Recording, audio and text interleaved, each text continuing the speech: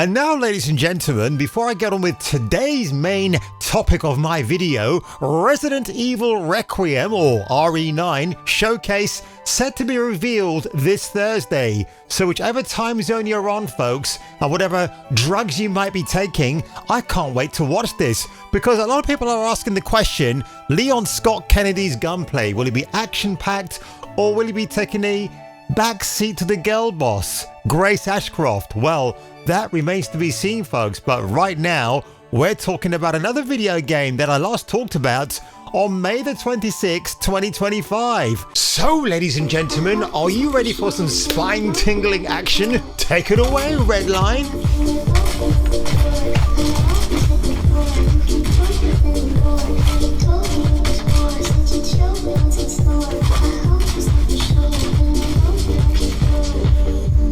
And coming up on today's video, folks, you guessed it, it's another episode of whatever's happening to the Spine video game. YouTube's newest hero is here to save the day. His name, Kung Fu Hot Dog. I do love this post on the official X account for Spine. We don't have a AAA budget. We don't have years of console development. What we do have is our dream team. Meet Spine, pure gun fu action, explosive blend of free flow combat, cyberpunk, and deep lore. Now, I've got to say, everything that I've liked and I've seen about this game, I've absolutely loved. It just looks like a real throwback to a time when we would actually go mad over a game like this. And of course, with the landscape of video games becoming more expensive, more replete with junk like High Guard and Concord, RIP Concord, you lasted 2 weeks, but my god, how you even got that far down the starting block is anybody's guess. I mean, the first casualty of the video game war goes to Team Kill Media's Code Violet. A game so bad that even G-Man, the Australian gamer himself, has made 2 videos on why the hell this game was released to PlayStation 5 in the very first place. It makes Build a Rocket Boy's mind's eye seem like a distant memory. But let's get on with the rest of the video today, folks, because this is absolutely fascinating. And it's a welcome update from Neki over in Greece. Hello, Tensor citizens. As passionate gamers, we don't just develop Spine, we're part of the not-so-spineless community and love to share the inner development process. This passion fuels our desire to create projects that truly resonate with the players. And that's why we decided to tell you more about the development progress, yes, of Spine's various aspects in this blog. They're still doing blogs in 2026? Let's start with what all players see. Our visual style, art direction, and of course, Redline's character art. And very interesting what they say here, by the way, regarding the character of Redline. When creating Redline's appearance, we were primarily focused on the kind of character we wanted to play. Not perfect, but appealing. Redline is an unusual girl. Well, one thing I don't find unusual about this narrative is that biologically she is a girl or a young woman. Brave, courageous, and determined. She's not afraid of risk, and nor is she afraid of the dark, because she's confident, even overconfident at times. What I love about this already is the fact that they're now telling us that this female girl boss, who isn't a girl boss, she's out to rescue her brother who's been captured by the horrible people like the Tensor authoritarian, well, whatever you want to call it, militaristic governance, as it were. I'd rather like that, and that's good. You should have a female hero who imbues all those qualities, but she's not overbearing. So let's carry on, shall we, folks? We think that the Redline character design turned out to be alive and real. Such a girl can go against the whole world for the sake of what is important to her. This is our approach to all aspects of character design. Characters' appearances should reflect their personality, history, and beliefs. At the end of the day, Redline is fighting the system, and that is the most important trait of her character. Here at Neki, we did not want to create another plastic beauty, although this image remains popular in many other projects.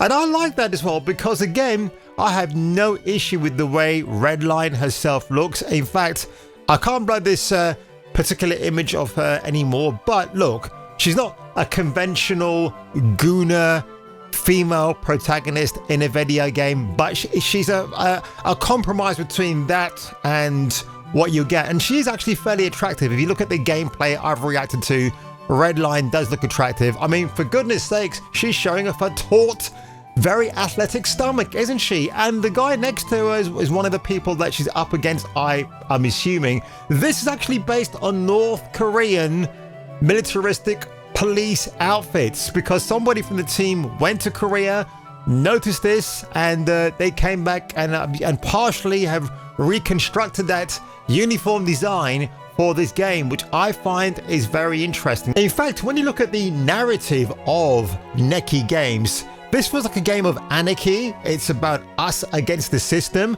and I rather like that. I wonder what spurred them to do this. Now, this guy here, whose name I have no idea what it is, looks like the kind of dude I would hang out with. Vain, narcissistic, loves his fashionita designs, and might be the absolute badass of this piece. I really do like the look of this character, actually. A nice cheesy throwback to a time that we haven't seen forever. And here are the NPC, the non-playable character designs you'll be going up against, or probably fighting with alongside other baddies, or they might help you out in a pinch. And look, they are what they are for a AA gaming studio. A bit of diversity thrown in there for good measure, because nothing's wrong with that in this instance, is it? More stories, more guffaws to look at.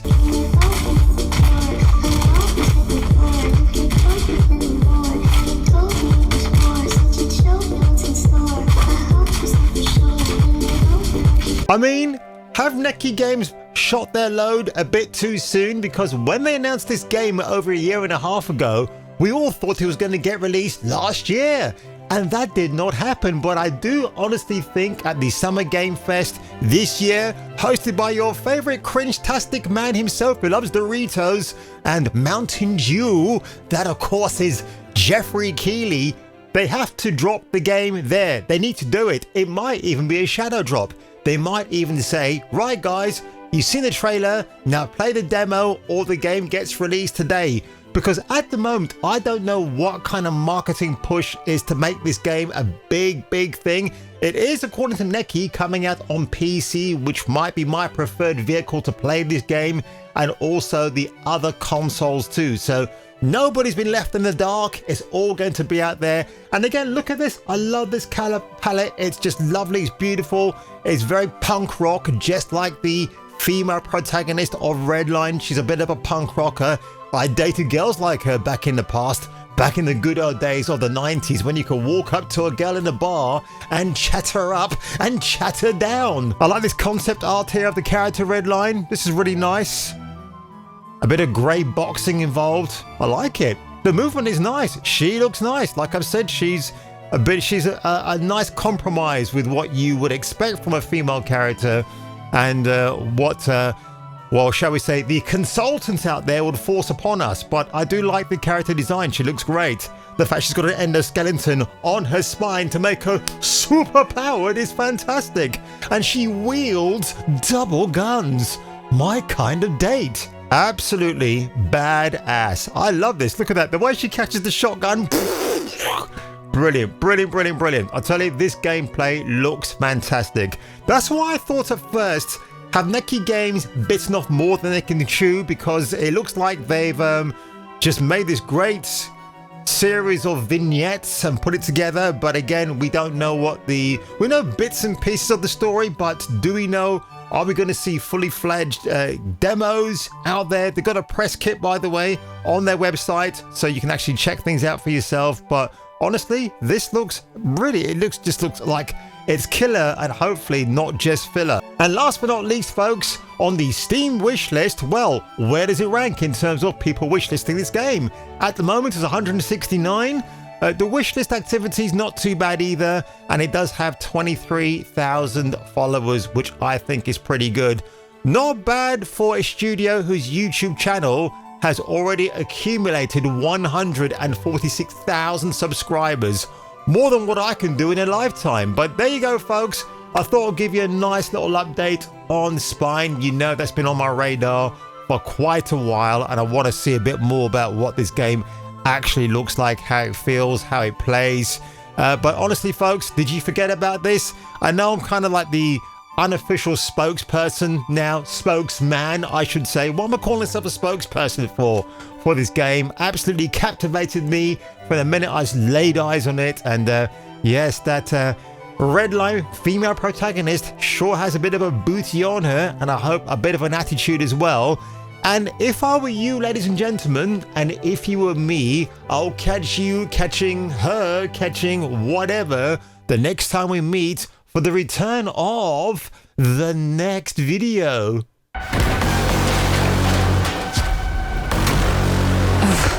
I never asked for this.